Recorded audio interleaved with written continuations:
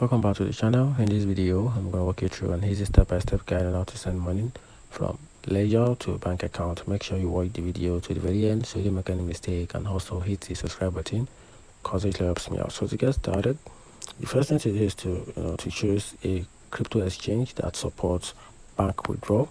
Then after that, you can also use some popular options like Coinbase, Binance Global. You can use Kraken or Bitstamp. Then create an account and complete the KYC, which involves your ID verification and other important documents just to get your account verified. And after that, you have to log into the exchange. For example, you can use Coinbase. Then click the deposit or receive.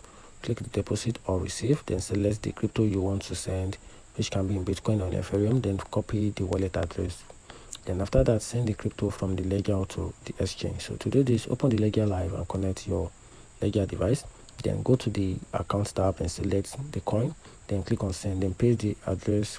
Paste the exchange wallet address you copied earlier.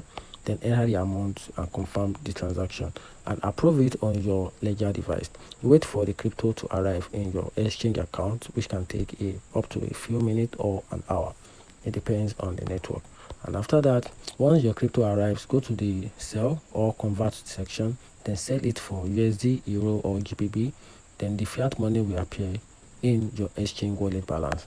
Then after that, go to the withdraw to your bank section. Then go to the withdraw or cash out section. Then select the bank account as the withdrawal method. Then enter your bank details if already added. If not, you have to add it yourself.